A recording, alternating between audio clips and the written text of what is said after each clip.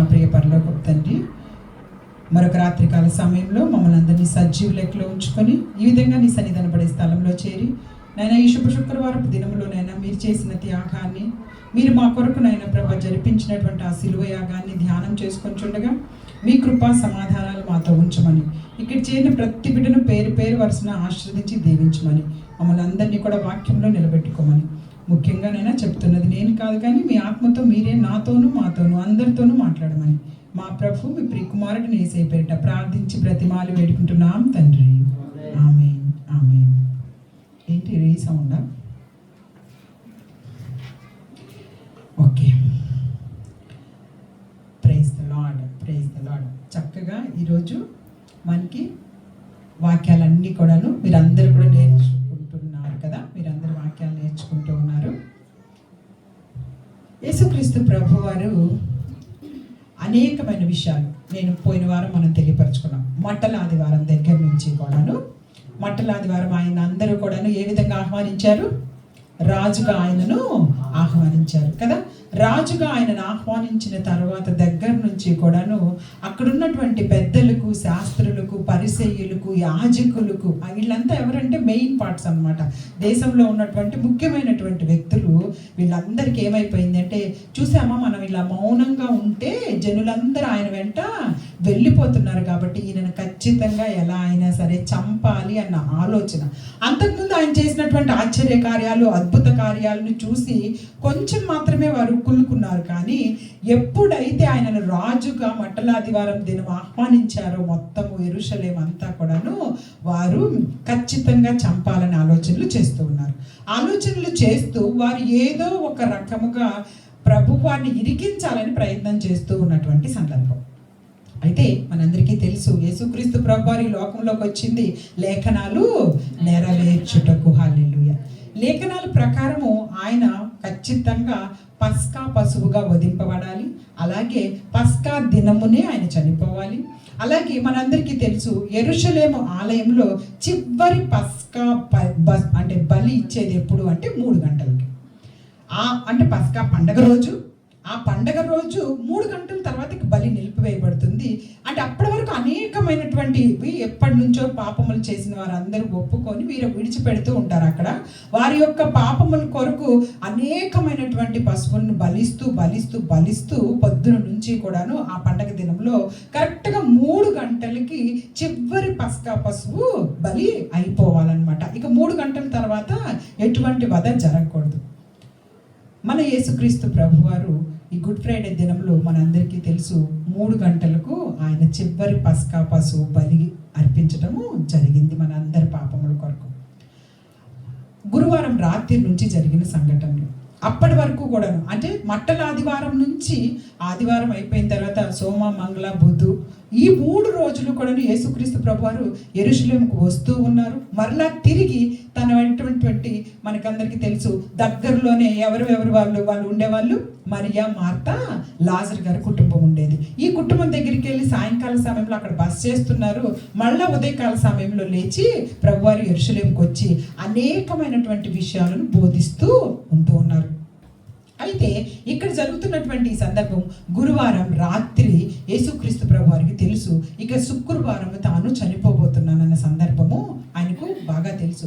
అందుకే చూడండి, ఒక్కసారి మనం మత్తయి సువార్త దగ్గరికి రాగలిగితే అందరు సువార్తికులు కూడా ఈ విషయాలను తెలియపరిచారు. అయితే మత్తయి సువార్తలో మనం ముందుగా చూసుకుందాము. చూడండి, ఒక్కసారి మత్తయి సువార్త 26వ అధ్యాయం దగ్గరికి రాగలిగితే ఆ రాత్రికాల సమయంలో ఏం జరుగుతుందో మనందరము చూద్దాము. అంటే గురువారం రాత్రి అన్నమాట. గురువారం రాత్రి 17వ వచనంలో నేను కొన్ని వచనాలు చెప్తూ ఉంటాను, నేనే చదువుతాను, మీరు చూస్తూ ఉండండి. మత్తయి సువార్త 26వ అధ్యాయము 17వ వచనంలో చూడండి, పులియని రొట్టెల పండుగలలో మొదటి దినమందు శిష్యులు యేసునొద్దకు వచ్చి పస్కాను భుజించుటకు మేము నీ కొరకు ఎక్కడ సిద్ధపరచకూర్చున్నామని అడిగిరి. అందుకు ఆయన, మీరు పట్టణముందు ఫలానా మనుషుని వద్దకు వెళ్ళి నా కాలము సమీపమై ఉన్నది, నా శిష్యులతో కూడా నీ ఇంట పస్కాను ఆచరించదనని బోధకుడు చెప్పుచున్నాడని అతడితో చెప్పును అని. యేసు తనకు ఆజ్ఞాపించిన ప్రకారం శిష్యులు చేసి పస్కాను సిద్ధపరిచిరి. సాయంకాలం అయినప్పుడు ఆయన 12 మంది శిష్యులతో కూడా భోజనమునకు కూర్చుండెను. హల్లెలూయా. ఇది ఎప్పుడు జరుగుతుంది? గురువారం సాయంకాల సమయం, అంటే నిన్న నిన్నటి సాయంకాల సమయంలో యేసుక్రీస్తు ప్రభువారు శిష్యులతో అందరితో కలిసి కూర్చొని భోజనము చేయడానికి కూర్చొని ఉన్నారు. అయితే అప్పుడు యేసుక్రీస్తు ప్రభువారు 21వ వచనంలో చూడండి ఏమంటారు, వారు భోజనం చేయుచుండగా ఆయన, మీలో ఒకడు నన్ను అప్పగించునని మీతో నిశ్చయంగా చెప్పుచున్నాను అన్నాడు.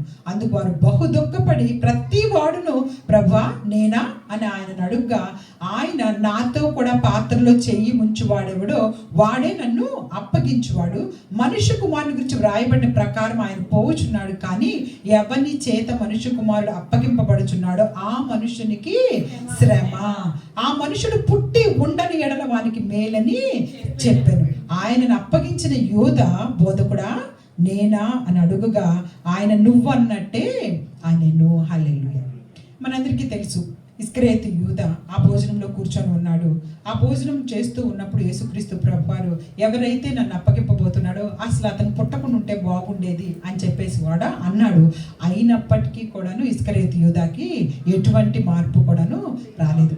యేసుక్రీస్తు ప్రభువారు ఎప్పుడు కూడాను చివరి నిమిషం దాకా కూడాను మనకి సమయాన్ని ఇస్తూనే ఉంటారు. మన జీవితంలో కూడాను మనం నేర్చుకోవాల్సింది అక్కడ ఏంటి అంటే, ఇదిగో ప్రతిసారి కూడాను యేసుక్రీస్తు ప్రభువారు మనకు జీవం ఉన్నన్ని రోజులు, అంటే మనము చనిపోయే ముందు వరకు కూడాను మనకి మారు మనసు పొందటానికి ప్రతి క్షణము మనకి సమయం ఇస్తూనే ఉంటారు. అది మనం ఎప్పుడు గ్రహించాలి. ఇస్కరియోతు యూదాకి చివరి నిమిషం దాకా కూడాను తాను అనుకున్నటువంటి పని చేయకుండా ఉండటానికి దేవుడు చెబుతూనే ఉన్నాడు. చూడు, నువ్వన్నట్టే అని యేసుక్రీస్తు ప్రభువారు అక్కడ అనేశారు కూడా.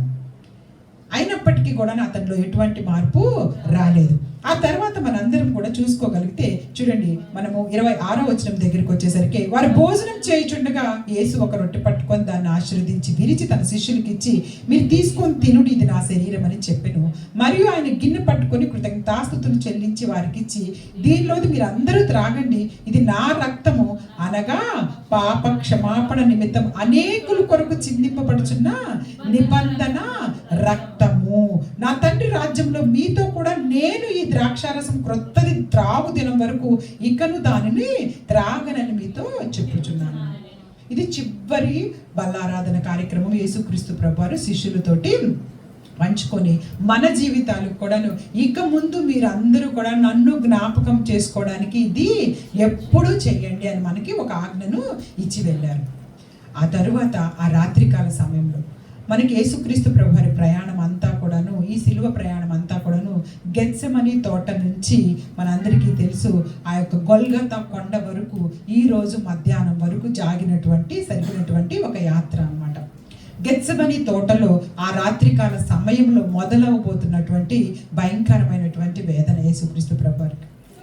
ఆ రాత్రికాల సమయంలో మనందరికీ తెలుసు సిలువ మరణం అనేది అసలు ఎంతటి దుర్మార్గులకో, ఎంతటి భయంకరమైనటువంటి పాపాలు చేసిన వారికో, అసలు వీరు చాలా అనీచులు, అంటే వీరు అసలు ఈ లోకంలో కూడా ఉండటానికి కూడా పనికి రాని వారు, అలాంటి వారికి సిలువ మరణాన్ని ఆ దినాల్లో వేసేవాడు. కానీ మన యేసుక్రీస్తు ప్రభువారు ఎటువంటి నేరము చేయకుండా, ఎటువంటి పాపము చేయకుండానే ఆ సిలువ మరణాన్ని మనందరి కొరకు కూడాను భరించారు. అసలు యేసుక్రీస్తు ప్రభువారి కంటే ముందు సిలువ అనేది చాలా అసహ్యకరమైనటువంటిది. సిలువ వరకు వెళ్ళారు అంటే వాళ్ళని చాలా అసహ్యంగా చూసేవారు. అలాగే సిలువను గురించి జ్ఞాపకం చేసుకోవడానికి కూడా చాలా భయపడేటటువంటి పరిస్థితి. కానీ ఈ దినము మనందరికీ కూడాను రక్షణ సిలువ. హల్లెలూయా. సిలువ ద్వారానే మనకు రక్షణ ద్వారానే మనకి సువార్త ద్వారానే మనందరం మహిమలోకి వెళ్తాము. హల్లెలూయా. ఈ 3 అక్షరాలు ఉన్నటువంటి 4 పదాన్ని బాగా గుర్తుపెట్టుకోండి. సిలువ నుంచి రక్షణ వచ్చింది. సిలువ 3 పదాలే. సిలువ నుంచి రక్షణ వచ్చింది. రక్షణ నుంచి మనకి సువార్తను ప్రకటించే వారిగా మనం ఉండాలి. ఈ సువార్తను ప్రకటించుకుంటూ మనం వెళ్ళగలిగితే ఒక దినం మహిమలోకి వెళ్తాము. హల్లెలూయా. చూడండి, ఆ గెత్సెమనీ తోటలో యేసుక్రీస్తు ప్రభువారు రాత్రికాల సమయం చేస్తున్నటువంటి ఆ ప్రార్థనలో చూడండి, 37వ వచనం దగ్గరికి రాగలిగితే 36 నుంచి చదువుతాను. అంతటి యేసు వారితో కూడా గెత్సెమనీ అనబడిన చోటికి వచ్చి, నేను అక్కడికి వెళ్ళి ప్రార్థన చేసి వచ్చే వరకు మీరు ఇక్కడ కూర్చుండని శిష్యులతో చెప్పి, పేతురును జబదయి 2 కుమారులను వెంట పెట్టుకొని పోయి దుఃఖపడుటకును చింతాక్రాంతుడగుటకు మొదలు పెట్టెను. అప్పుడు యేసు, మరణమగునంతగా నా ప్రాణము బహు దుఃఖములో మునిగి ఉన్నది, మీరు ఇక్కడ నిలిచి లేచి నాతో కూడా మెలకువగా ఉండడని వారితో చెప్పి కొంత దూరం వెళ్ళి సాగిలపడి, నా తండ్రి, సాధ్యమైతే ఈ గిన్నె నా యొద్ద నుండి తొలగిపోనిము, అయినను నా ఇష్ట ప్రకారము కాదు, నీ చిత్త ప్రకారమే కానిమ్ము అని ప్రార్థించెను. హల్లెలూయా, హల్లెలూయా. ఆయన మరలా శిష్యుల యొద్దకు వచ్చి వారు నిద్రించుట చూచి, ఒక్క గడి అయినను నాతో కూడా మేల్కొని ఉండలేరా? మీరు శోధనలో ప్రవేశించకుండానట్లు మెలకువగా ఉండి ప్రార్థన చేయుడి.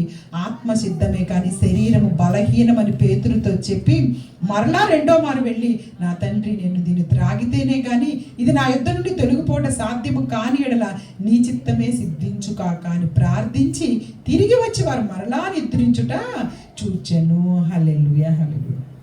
చూడండి, గెత్సెమని తోటలో యేసుక్రీస్తు ప్రభువారు బహు దుఃఖాక్రాంతుడై తన ప్రాణము చాలా వేదనతోటి ఉంది. ముఖ్యంగా యేసుక్రీస్తు ప్రభువారికి ఆ యొక్క వేదన, ఆ యొక్క బాధ, ఆ దుఃఖము ఎందుకు వస్తుంది అంటే, తన వారు అనుకుంటున్నటువంటి శిష్యులందరినీ మొట్టమొదటిగా విడిచిపెట్టి లోకంలో నుండి వెళ్ళిపోవాలి. తను వెళ్ళిపోయిన తర్వాత వీరు ఎలాంటి శ్రమలు అనుభవిస్తారో యేసుక్రీస్తు ప్రభువారికి తెలుసు. తోడేళ్ళన్నీ వచ్చేసేసి ఇదిగో ఈ గొర్రె పిల్లల్ని ఏ విధంగా హింసిస్తాయి అని చెప్పేసి బాధపడుతూ ఉన్నారు. మరొకటి, తండ్రి తన చేయి కొంత సమయంలో విడిచిపెట్టేస్తాడు అన్న బాధ ఆయనను చాలా బాధ పెడుతూ ఉంది. లూకా సువార్తికుడైతే చూడండి, ఒక్కసారి లూకా సువార్తలో ఇదే విషయాన్ని అక్కడ లూకా భక్తుడైతే ఎలాగ తెలియపరిచారో ఒకసారి చూడండి. ఆ విషయాన్ని కూడా మనం చూసుకోగలుగుతాము. 42వ వచనంలోకి వెళ్ళగలిగితే, 22వ అధ్యాయము 42వ వచనం. లూకా సువార్తలో అందరు సువార్తికులు ఈ విషయాన్ని చక్కగా రాశారు. లూకా సువార్త 22వ అధ్యాయంలో 42వ వచనంలో మనందరం చూడగలిగితే, తండ్రి, ఈ గిన్నె నా యొద్ద నుండి తొలగించుటకు నీ చిత్తమైతే తొలగించుము, ఆయనను నా ఇష్ట ప్రకారం కాదు, నీ చిత్తమే సిద్ధించును గాక అని ప్రార్థించును. అప్పుడు పరలోకము నుండి, చూడండి ఒక్క నిమిషం, అప్పుడు పరలోకం నుండి ఒక దూత ఆయనకు కనపడి ఆయనను బలపరిచెను. హల్లెలూయా, హల్లెలూయా. ఎంత అద్భుతం అంటే, యేసుక్రీస్తు ప్రభువారు పడుతున్నటువంటి ఆ బాధ చాలా భయంకరంగా ఉంది. ఆ బాధలో యేసుక్రీస్తు ప్రభువారికి ఒక దూతని దేవుడు పంపించి బలపరిచారు. ఒక దూత రావాల్సి వచ్చింది అంటే ఎంత వేదంతో ఉన్నారన్న విషయాన్ని మనకు తెలియపరచడానికి అక్కడ తెలియపరుస్తున్నారు. ఇంకను మనందరికీ తెలుసు, అక్కడే ఆయన చూడగలిగితే ఆయన యొక్క చెమట చూడండి, మనం ఒకసారి మనందరూ చూడగలిగితే చెమట రక్త బిందువుల వలె అక్కడే ఆయన వేదన పడి మరింత ఆతురముగా ప్రార్థన చేయగా ఆయన చెమట నేల పడుచున్న గొప్ప రక్త బిందువుల వలె ఆయను. హల్లెలూయా, హల్లెలూయా. ఇది లూకా భక్తుడు రాసినటువంటిది. లూకా భక్తుడు మనందరికీ తెలుసు, డాక్టర్ కాబట్టి, ఆయన వైద్యుడు కాబట్టి, ఆయన పడుతున్న వేదన మనకు అర్థం కావాలి అంటే మీకు తెలుసు అనుకుంటాను. హై బీపీ 170s 190sలోకి వెళ్ళిపోయినప్పుడు ఆటోమేటిక్గా చెమట రక్త బిందువులాగా బయటకు వచ్చేస్తుంది. అది మనిషి ప్రాణాపాయ స్థితిలోకి తీసుకువెళ్ళిపోతుందంట. అంటే ప్రభు వారికి ఆ యొక్క వేదన, ఆ బాధ ఎంత బాధగా ఉంది అంటే, ఇప్పుడు ఈ క్షణము ఆయన యొక్క చెమట రక్త బిందువుల వల్లే మారిపోయి పడిపోతూ ఉంది. చూడండి, ఆయన మనిషిగా ఉన్నారు కాబట్టి. అందుకే ప్రతి విషయంలో కూడాను నేను అనేక వచనాలు మీకు చూపించను, మీకు అందరికీ తెలుసు, మళ్ళా మనం మాట్లాడుకుందాము.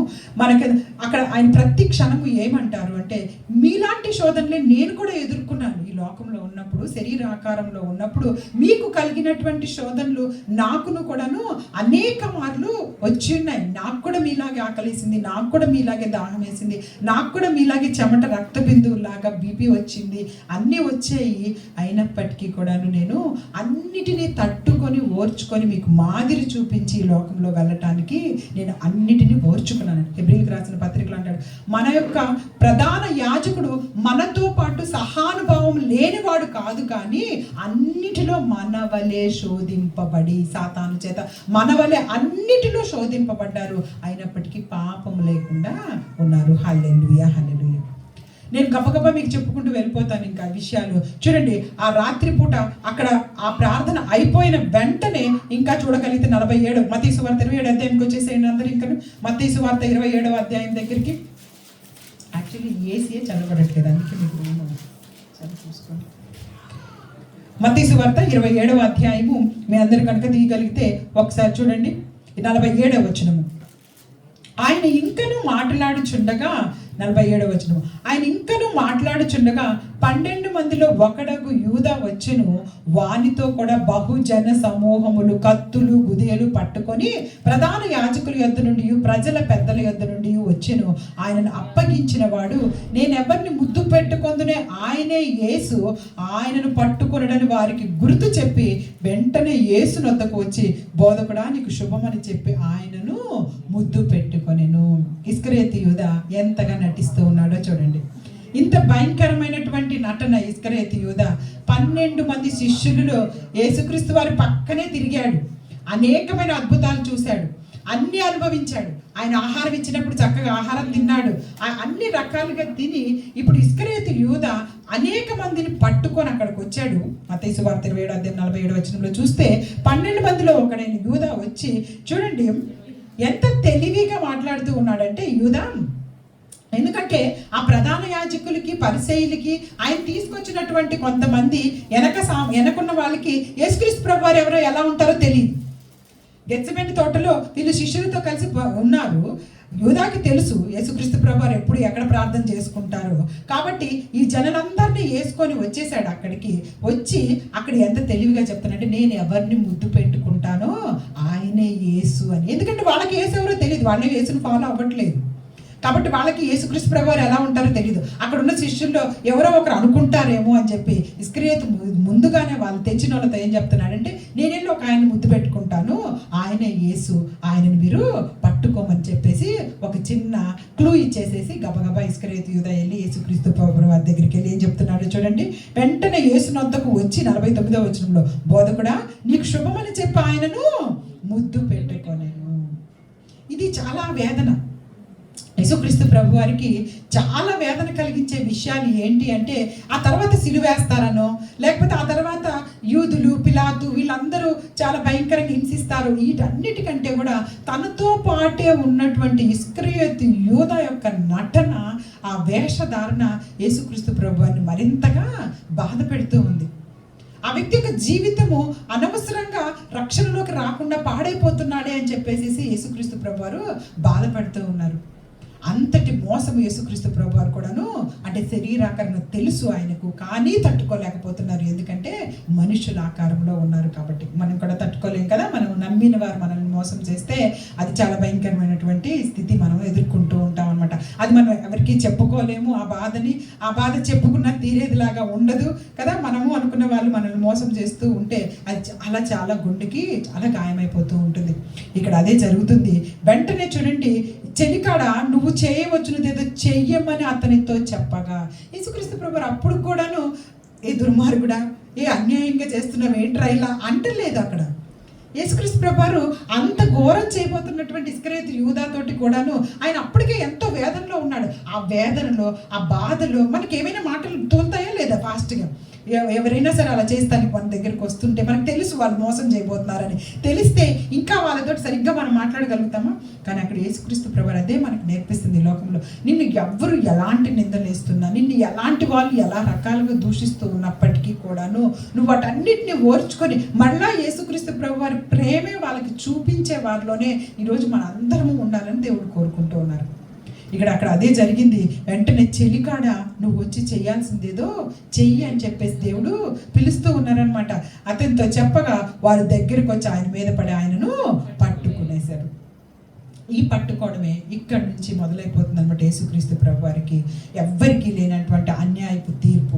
రాత్రికాల సమయాల్లో ఎవ్వరికి తీర్పులు జరగవు ఎక్కడా కూడాను ప్రపంచంలో. కానీ యేసుక్రీస్తు ప్రభువారిని ఆ రాత్రికాల సమయం, గురువారం రాత్రి నుంచి కూడాను, ఇప్పుడు పట్టుకున్న సమయం దగ్గర నుంచి కూడాను, పొద్దున్న శుక్రవారం పొద్దున్న 6 గంటలకి సిలువ వేయండి అని చెప్పేసేసి ఆ యొక్క ప్రకటన వచ్చే వరకు కూడాను తీర్పులతోటి ఒక ప్రదేశం నుంచి ఇంకో ప్రదేశానికి, ఇంకో ప్రదేశం నుంచి ఇంకో ప్రదేశానికి ఆయనను తిప్పుతూనే ఉన్నారు. తిప్పుతున్న ప్రతి చోట కూడా అపహాస్యం చేస్తూనే ఉన్నారు, ఆయనను కొడుతూ ఉన్నారు. ఒకవైపు నుంచి ఆయనను నువ్వేనా యేసువే అని చెప్పేసి ఉమ్మి వేస్తూ ఉన్నారు. అన్ని రకాలుగా కూడా ఆయనను హింసిస్తూనే ఉన్నారు.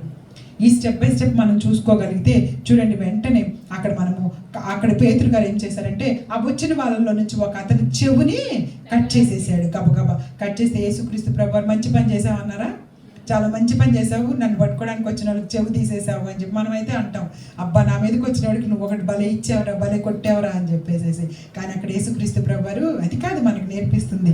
చూడండి, కత్తి వరలో తిరిగి పెట్టు, కత్తి పట్టుకొని వారందరూ కత్తి చేతనే నశిస్తారు. ఈ సమయంలో నేను నా తండ్రిని వేడుకొనలేనా? వేడుకుంటే ఆయన 12 సేనా ఊహ్యముల కంటే ఎక్కువ మంది దూతలు ఇప్పుడే నాకు పంపునని నువ్వు అనుకొనిచున్నావా? చూడండి, కింద ఒక ఊహ్యము అంటే 6,000 మంది యోధులు.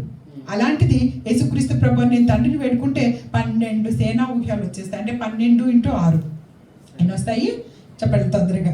72,000 అంటే 72,000 మంది దేవదూతలు ఒక్కటేసారి నేను వేడుకుంటూ వచ్చేసారు. ఒక్కొక్క దేవదూతే 1,20,000 మంది బలంతో సమానం మనుషులతోటి. అలాంటిది అంత వేల మంది దేవదూతలు వచ్చి నన్ను రక్షించలేరా? నాకు లేరనుకుంటున్నావా పరలోక రాజ్యంలో సైన్యము? కానీ దీని కొరకు నేను రాలేదు, ఇప్పుడు నా ప్రాణం పెట్టడానికి అని చెప్పేసి అక్కడ పేతురు గారిని ప్రకటించేశారు. ఆ తర్వాత 57వ వచనం దగ్గరికి రాగలిగితే మొట్టమొదటిగా ఎక్కడికి తీసుకెళ్లారో చూద్దాం అనమాట. అక్కడి నుంచి యేసును పట్టుకుని వారు ప్రధాన యాజకుడైన కయపా యొద్దకు ఆయనను తీసుకొని పోగా అక్కడ శాస్త్రులు పెద్దలు కూడి ఉండిరి.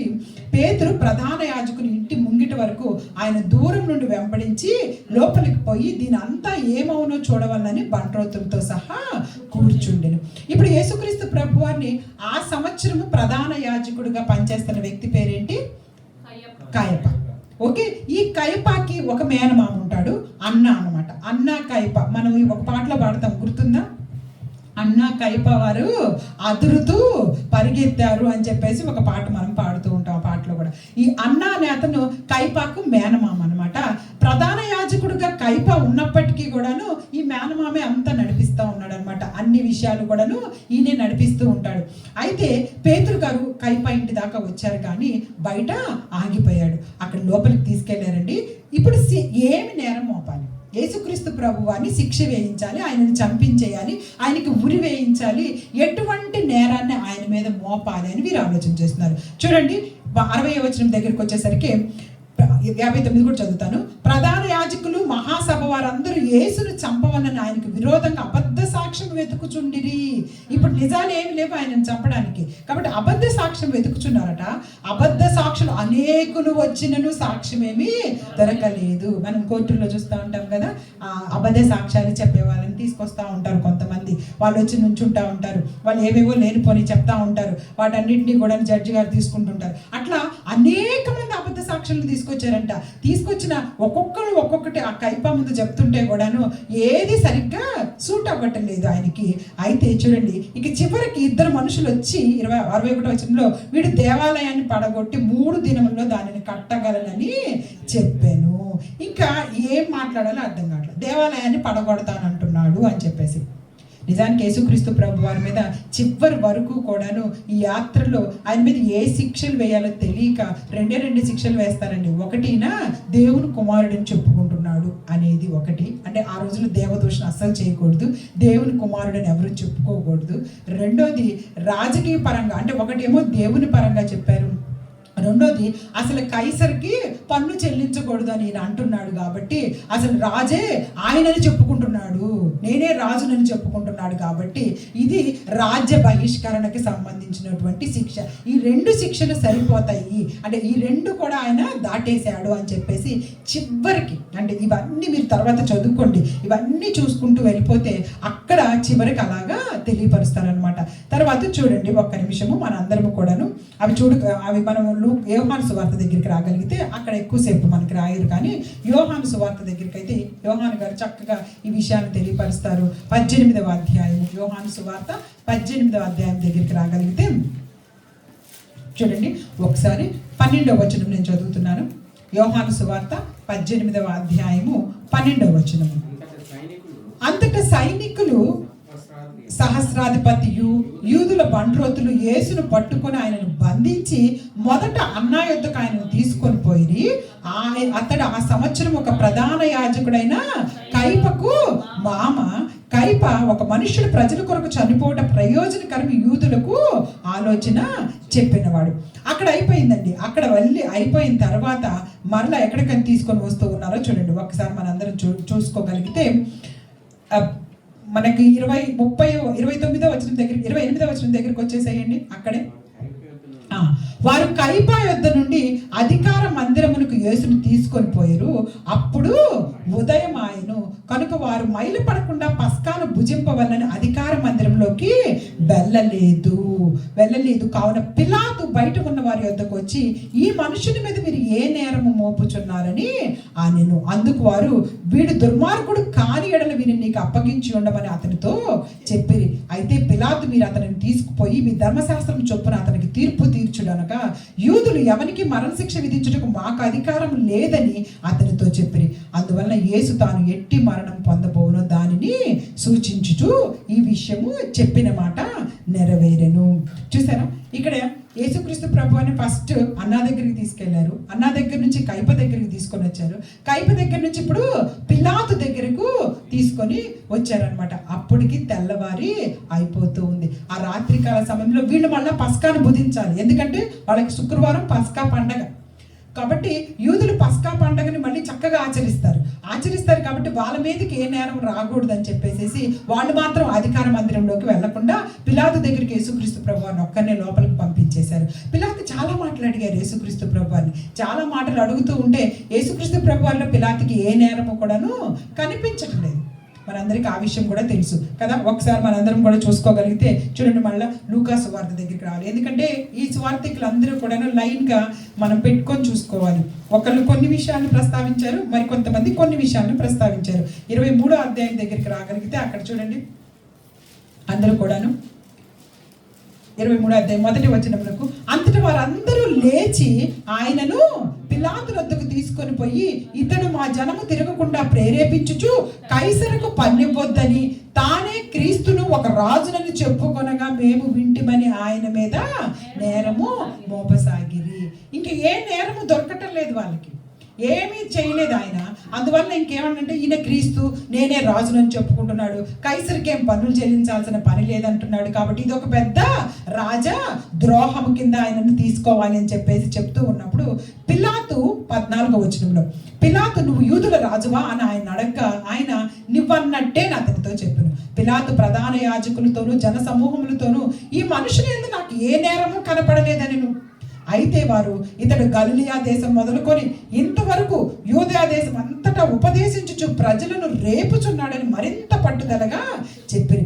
పిలాతు ఈ మాట విని, అయితే ఈ మనుషుడు గలిలీయుడా అని అడిగాడు అనమాట.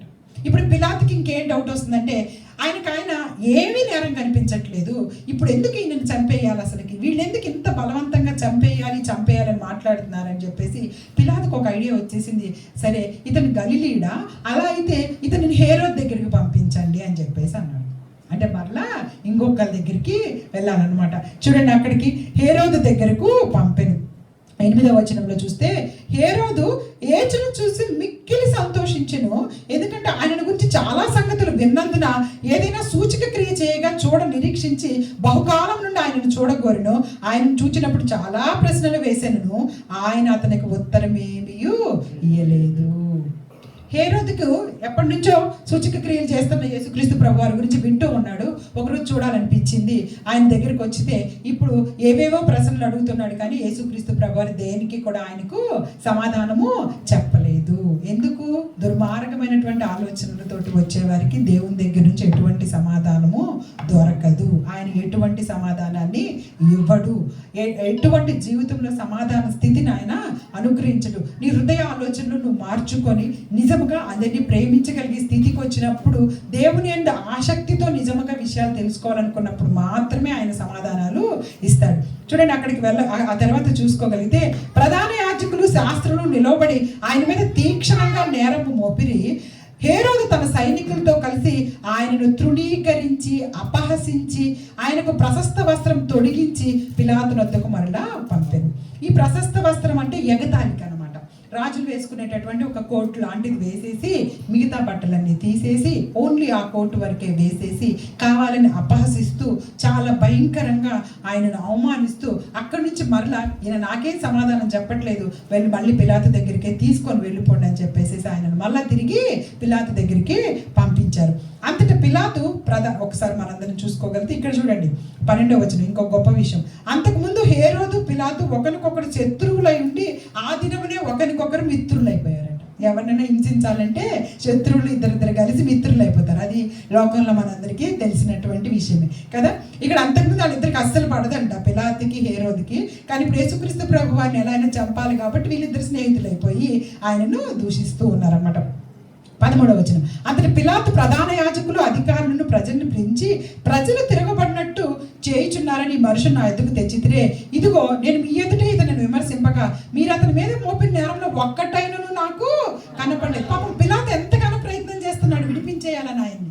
ఆయన మీద ఏ నేరం కనపడట్లేదు. ఫస్ట్ ఆయన దగ్గర ఏం కనపడలా, హేరోదు దగ్గరికి పంపించాడు. హేరోదు కూడా ఏమి చెప్పట్లేదు.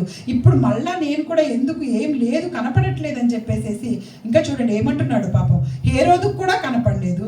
హేరోదు అతను మా ఎద్దుకు తిరిగి పంపిన కదా, ఇదిగో మరణమునకు తగినది ఏమీ ఇతడు చేయలేదు కాబట్టి నేను ఇతను శిక్షించి విడుదల చేయదనని వారితో చెప్పగా, పోనీ ఏదైనా చిన్న శిక్ష వేసి విడిచిపెడతానంటున్నాడు పాపం పిలాతు. నాకేం కనిపించట్లేదు ఇతనిలో ఒక చిన్న శిక్ష ఏదైనా వేసి వీడిని విడిచిపెడతానంటే అక్కడ జనులు చూడండి ఏమంటూ ఉన్నారు. కాబట్టి నేను అతన్ని శిక్షించి విడుదల చేయదని వారందరూ వీనిని చంపివేసి మాకు బరబ్బాను విడుదల చేయమని ఏకగ్రీవంగా కేకలు వేసిరి. వీడు పట్టణంలో జరిగించిన ఒక అల్లరి నిమిత్తం నరహత్య నిమిత్తం చెరసాల్లో వేవాడు. బరబ్బా ఎవరు అంటే నరహత్యలు చేసినటువంటి ఒక దొంగ. అతను ఒక పక్కన నుంచొని ఉన్నాడు. యేసుక్రీస్తు ప్రభు వారి మీద నేరం ఏమీ కనపడట్లేదని పిలాతు చెప్తూ ఉంటే అక్కడ జనులు ఏమంటూ ఉన్నారంటే వాడిని వినిపించండి కానీ ఈయనను మాత్రం చంపివేయండి అని చెప్పేసి కేకలు వేస్తూ ఉన్నారంట. పిలాతు యేసును విడుదల చేయగోరి తిరిగి మాట్లాడినను చూడండి 20వ వచనంలో, వారు వీనిని సిలువ వేయమని కేకలు వేసిరి.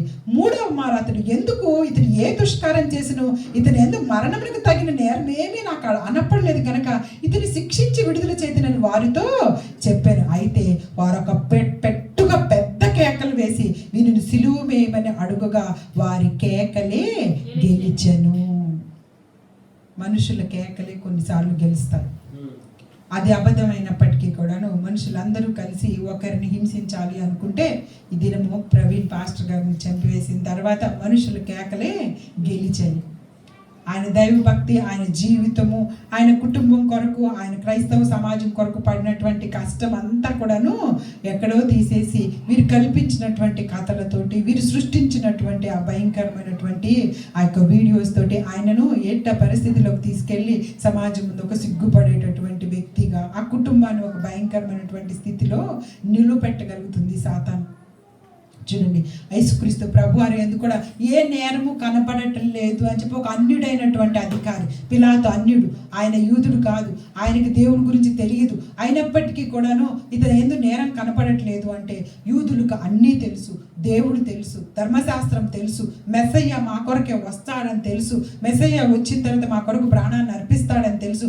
ఇన్ని తెలిసి తన సభ్యులు అనుకున్న వారే, తన వారు అనుకున్న వారే కేకలు వేస్తూ ఉన్నారు, ఇతనిని చంపేయండి, ఇతని సిలువ వేయండి అని చెప్పేసి. ఇలాంటి భయంకరమైన పరిస్థితులు మన జీవితాల్లో వచ్చినప్పుడు ఖచ్చితంగా యేసుక్రీస్తు ప్రభు వారి యొక్క సిలువ యాగాన్ని జ్ఞాపకం చేసుకుంటే మనకు ఈ చిన్న చిన్న కష్టాలు, బాధలు, పెద్ద బాధలు అనిపించవు. ఆయన ఏ నేరం చేయకుండానే నేరాలన్నీ ఆయన మీద మోపడుతున్నాయి. ఏ నిందలు ఏమి చేయకుండానే అనేక మంది ఆయన మీద నిందలు మోపుతూ ఉన్నారు. ఆ తర్వాత చూడండి, వారు అడిగినట్టే జరగవాలని పిలాతు తీర్పు తీర్చి అల్లరి నిమిత్తం, నరహత్య నిమిత్తం చెరసాల్లో వేయబడి ఉండిన వారిని విడుదల చేసి యేసును వారికి ఇష్టం వచ్చినట్టు చేయుటకు వారికి అప్పగించెను. హల్లెలూయా. చూసారా ఇక్కడ ఎంత భయంకరమైనటువంటి స్థితి. ఇంకా పిలాతు ఒక్కసారి యోహాను సువార్త దగ్గరికి రండి. పిలాతు ఏం చేస్తున్నాడో ఇక్కడ ఇంకొకసారి చూసేసి ఇంకా మనం తొందరగా ముగించేసుకుందాము. మనం రేపు 7 మాటలు మాట్లాడుకుందాము. ఈరోజు కేవలము ఎలాగ శిక్షలోకి ఆయన తీసుకుని వెళ్తున్నారో ఈ విషయాలు మాత్రమే మనం మాట్లాడుకుంటూ ఉన్నాం. యోహాను సువార్త 19వ అధ్యాయం దగ్గరికి రాగలిగితే 1వ వచనం నుంచి చూడండి. అప్పుడు పిలాతు యేసును పట్టుకొని ఆయనను కొరడాలతో కొట్టించెను, సైనికులు ముండ్లతో కిరీటమును అల్లి ఆయన తల మీద పెట్టి ఊదారంగు వస్త్రం ఆయనకు తొడిగించి ఆయన వద్దకు వచ్చి యూదుల రాజా శుభమని చెప్పి ఆయన అరచేతులతో కొట్టిరి. పిలాతు మరలా వెలుపలకు వచ్చి, ఇదిగో ఈయన ఏ దోషం నాకు కనపడలేదని మీకు తెలియనట్లు ఈయనను మీ వద్ద వెలుపలకు తీసుకుని వచ్చుచున్నానని వారితో ఆయనను. ఆ ముండ్ల కిరీటము ఊదా వస్త్రము ధరించిన వాడ యేసు వెలుపలకు రాగా పిలాతు, ఇదిగో ఈ మనుష్యుడు అని వారితో చెప్పాను. ప్రధాన యాజకులు బంట్రోతులు ఆయనను చూచి సిలువవేమని కేకలు వేయగా పిలాతు, ఆయన ఎందుకు ఏ దోషం నాకు కనపడలేదు కనుక మీరే ఆయనను తీసుకుపోయి సిలువ వేయండి వారితో చెప్పాను. అందుకు యూదులు, మాకొక నియమం కలదు, తాను దేవుని కుమారుడని ఇతను చెప్పుకొని కనుక ఆ నియమం చొప్పున ఇతను చావవలనని అతనితో చెప్పారు. పిలాతు ఆ మాట విని మరి ఎక్కువగా భయపడి తిరిగి అధికార మందిరంలోకి ప్రవేశించి, నువ్వు ఎక్కడి నుండి వచ్చితివని యేసుని అడిగాను. అయితే యేసు అతనికి ఏ ఉత్తరమూ లేదు. కనుక పిలాతు, నాతో మాట్లాడవా? నిన్ను విడుదల చేయుటకు నాకు అధికారం కలదనియు నిన్ను సిలువ వేయుటకు నాకు అధికారం కలదనియు నువ్వెవరగవా అని ఆయనతో అన్నాను. అందుకు యేసు, పైనుండి నీకు ఇయ్యబడి ఉంటేనే తప్ప నా మీద నీకు ఏ అధికారము ఉండదు, అందుచేత నన్ను నీకు అప్పగించిన వానికి ఎక్కువ పాపము కలదని చెప్పాను. హల్లెలూయా, హల్లెలూయా. చూసారా, అక్కడ పిలాతు ఎంత చెప్తున్నప్పటికీ కూడాను వారు వినలేదు. యేసుక్రీస్తు ప్రభు వారు కూడా, నీకు పైనుంచి అధికారం ఇవ్వబడితే తప్పించి నన్ను ఎవరు చంపలేరు, నేను నా అంతటి నేను నా ప్రాణాన్ని పెట్టగలను, నా అంతటి నేను నా ప్రాణాన్ని తీసుకొనగలను అని చెప్పేసి తెలియపరుస్తూ ఉన్నారు. పిలాతు భార్య కూడాను, మనందరికీ తెలుసు, పిలాతు భార్య కూడాను ఆ రాత్రికాల సమయంలో ఆమె ఏం చెప్తుంది అంటే, అది లూకా సువార్తలో రాయబడి ఉంటుంది. మళ్ళీ మీరు ఒక్కసారి వెనక్కి రాగలిగితే చూడండి ఒక్కసారి.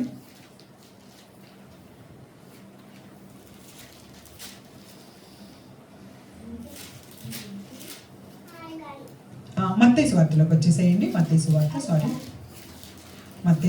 26వ అధ్యాయం దగ్గరికి రాగలిగితే,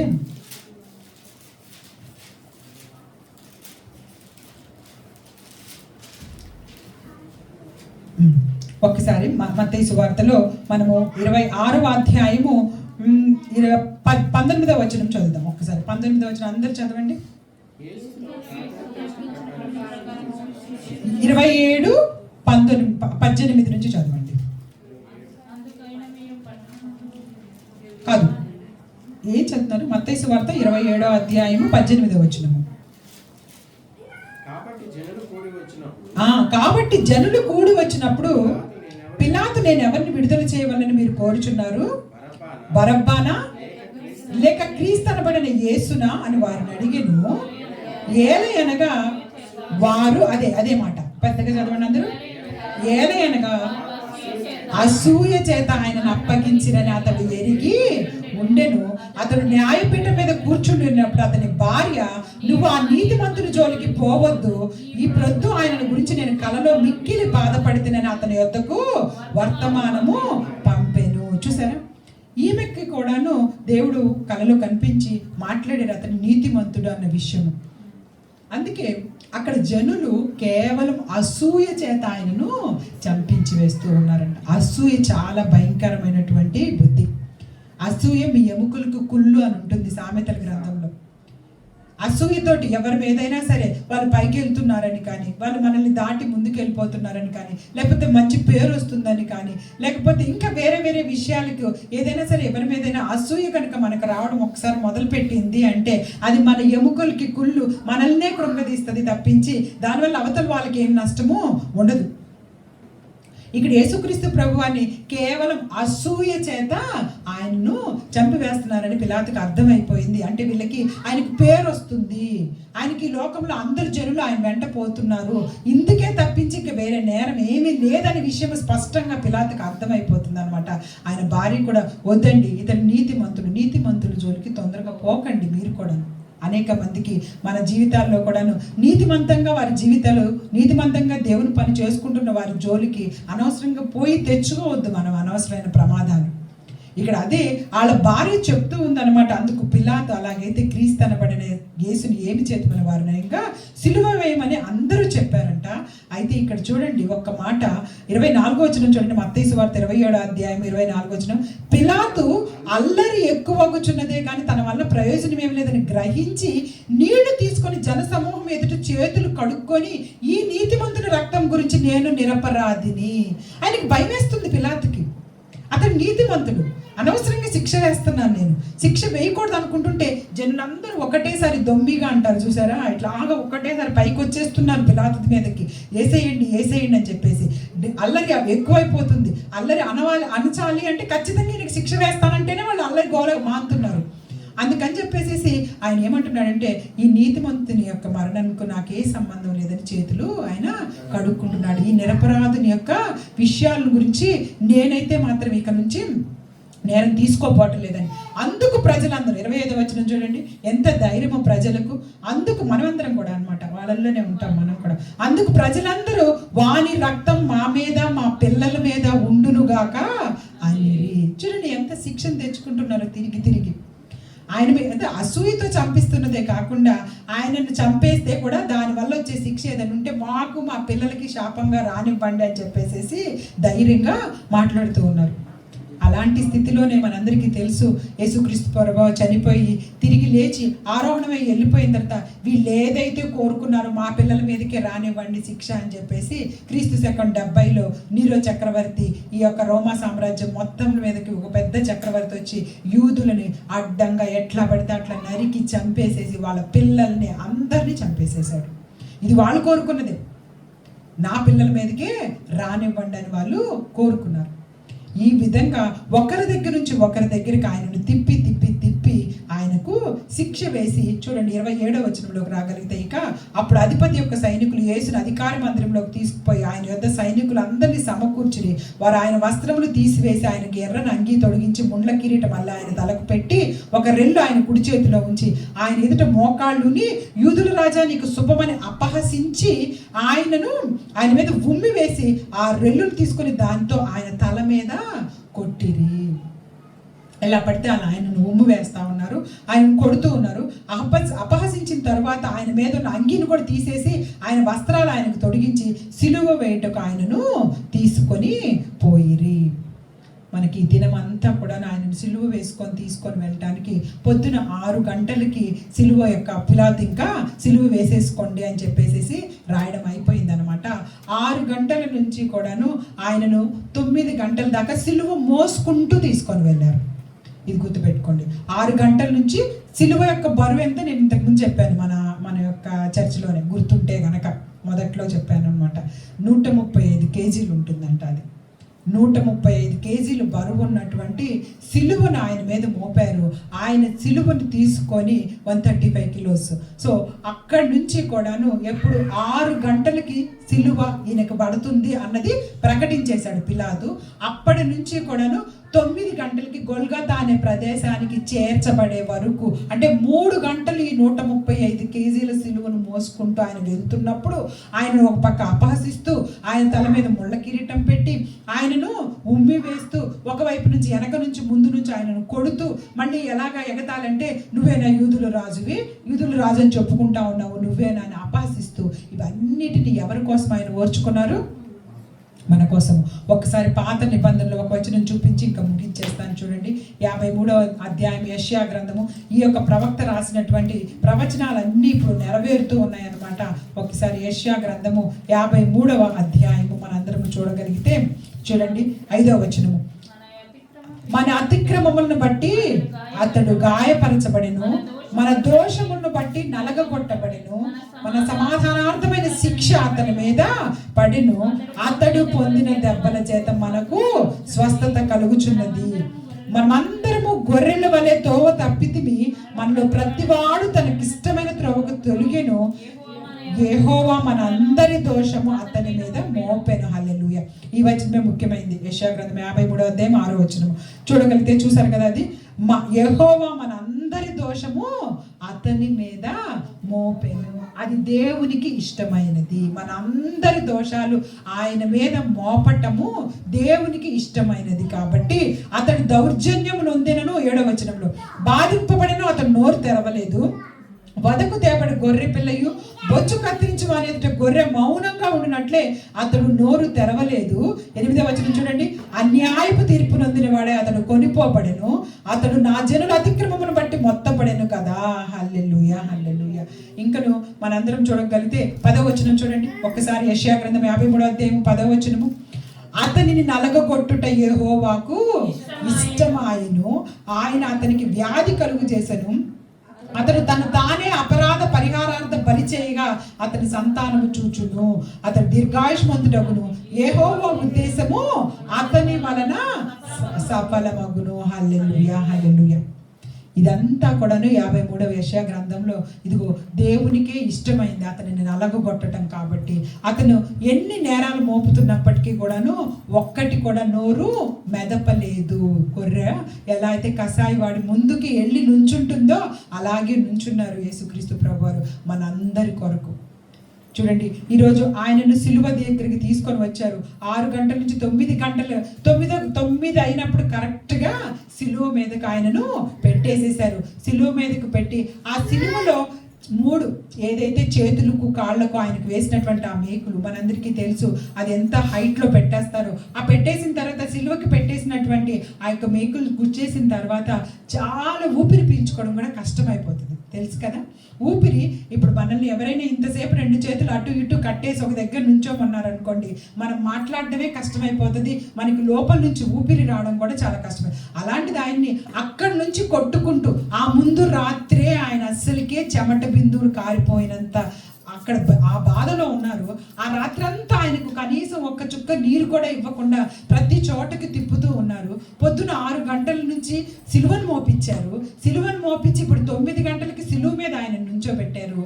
అయినప్పటికీ కూడాను అక్కడ నుంచి సిలువ మీద నుంచి యేసుక్రీస్తు ప్రభువారు మాట్లాడినటువంటి 7 మాటలు మనం రేపు మాట్లాడుకుంటాం. ఈరోజు మీరు అందరూ నేర్చుకున్నవి. ఇంత ప్రయాణంలో ఇంత ఇబ్బందికరమైన పరిస్థితుల్లో కూడాను చివరిగా మనిషి ఎవరైనా సరే ఈ లోకంలో చనిపోయేవారు ముందు ఏదైనా సరే చివరిగా చనిపోయే ముందు మాట్లాడిన మాటలు చాలా ప్రాముఖ్యం కలిగి ఉంటాయి. మీ అందరికీ తెలుసు కదా.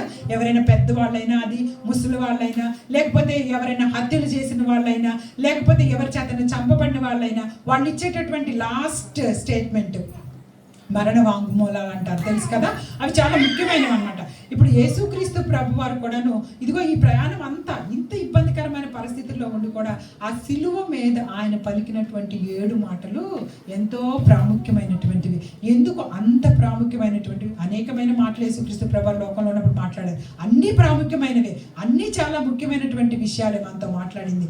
కానీ ఆయన ఇంత బాధ అనుభవిస్తూ కూడాను ఆయన 7 మాటల్లో ఆయన యొక్క ఔన్నత్యం, ఆయన ప్రేమ, ఇంత ఇబ్బంది పెట్టిన వాళ్ళను కూడా క్షమించమని చెప్పగలిగేటటువంటి ఆయన గుణము.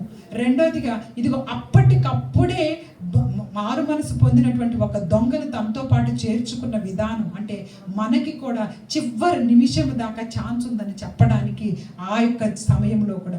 మూడోదిగా తల్లి యొక్క బాధ్యతను జ్ఞాపకం చేస్తూ, అలాగే తను చేయవలసిన పని లోకంలో ఏ విధంగా సమాప్తం చేసి వెళ్తూ ఉన్నారో మనకి కూడా ఒక పని ఉందన్న విషయాన్ని జ్ఞాపకం చేస్తూ, మీరు కూడా చేయవలసిన పని చేయాలని జ్ఞాపకం చేస్తూ, అలాగే చివరిగా ఆయన దాహమేస్తుంది అని చెప్పేసి అన్నప్పుడు కూడాను ఆయనకి వేస్తున్న దాహము నిజమైనటువంటి దాహము కాదు కానీ శరీరానికి, ఇంకా అక్కడ ఉన్న వాళ్ళు ఎవరో రక్షణలోకి రావాలన్నటువంటి దాహము, జీవజలం ఇయ్యగలిగినటువంటి దాహం ఆయన. ఇందాక మనం పాట పాడుకున్నాం కదా, మనకైతే ఆయన జీవజలాన్ని ఇచ్చారు, మనమైతే ఆయనకు చేదుగా చిరకను ఆయన చేతికి ఆయన నోటికి ఇచ్చాము. ఆయన మనకైతే జీవాహారాన్ని ఇచ్చారు, మనమైతే ఆయనకు ఎలాంటి భయంకరమైనటువంటి స్థితి కల్పించాము. కాబట్టి ఈ యొక్క 7 మాటలు మనం రేపు ధ్యానించుకుందాము మన యొక్క ముఖ్యమైనటువంటి ఆరాధనలో. ఆయనను అక్కడికి 9 గంటలకు ఆయనను తీసుకొని వెళ్ళారు. 9 నుంచి కూడాను ఎప్పుడు చనిపోయారు యేసుక్రీస్తు ప్రభువారు? 3 గంటలకి పస్కా పశువు వధింపబడే సమయానికి ఆయన ప్రాణము విడిచిపెట్టారు. 9 నుంచి 3 అంటే ఎన్ని గంటల పాటు శిలువ మీద వేలాడుతూ ఉన్నారు? ఆయన 6 గంటల పాటు ఆయన శిలువ మీద వేలాడుతూ ఉన్నారు. ఆ వేలాడుతూ ఉన్నప్పుడు కూడా మరలా వీళ్ళు పక్కలో బల్లెంతో పొడి చేశారు, ఇవన్నీ మనకు తెలుసు కదా. ఆయనకు ఆ పక్కలో నుంచి బల్లెం పొడిచినప్పుడు ఆయన యొక్క రక్తము నీరు ఒక్కసారి ఉబికి బయటకు వచ్చేసింది. ఆ పవిత్రుని యొక్క రక్తము అక్కడి నుంచి బొట్టు బొట్టుగా కారి, నిజానికి గొల్గొతా కొండ మీద ఆయనను ఆ శిక్ష వేసినప్పుడు గొల్గొతా కొండ మీద నుంచి కారిన ఆ రక్తము క్రింద ఉన్నటువంటి మందసపు పెట్టెలోకి వెళ్ళిందని ఒక విషయం మనందరికీ తెలియాలన్నమాట. అంటే ఆ మందసపు పెట్టె ఎప్పటి నుంచో కూడా భూగర్భంలో ఉండబడి ఉన్నదంట. ఆ ఆ మందసపు పెట్టెలోకి ఆయన ఒక్కొక్క రక్తపు బొట్టు వెళ్ళింది. ఆ రక్తపు బొట్టులే ఈరోజు మనందరినీ కూడాను పరిశుద్ధులుగా చేస్తూ ఉన్నాయి. అలాంటి త్యాగం చేసినటువంటి యేసుక్రీస్తు ప్రభువారు ఈ గుడ్ ఫ్రైడే రోజు మన కొరకు చేసినటువంటి ఆ త్యాగాన్ని మనం జ్ఞాపకం చేసుకొని ఖచ్చితంగా ఆయనను నమ్మి విశ్వసించిన, ఆయన ఏం పెద్ద పెద్ద విషయాలు చెప్పట్లేదు, నన్ను నమ్మి విశ్వసించిన ప్రతి ఒక్కరికి నిత్య జీవాన్ని ఇస్తాను, అందుకే నా తండ్రి నన్ను ఈ లోకానికి పంపించారని చెప్తున్నారు. కాబట్టి ఆయన నమ్మి విశ్వసించి రక్షణలోకి వచ్చి మనం త్వరగా మారు మనసు పొందాలని కోరుకుంటూ ఈ చిన్ని వాక్య భాగాన్ని దేవుడు ఆశీర్వదించి దీవించును గాక. Amen. God bless you all. God bless you all.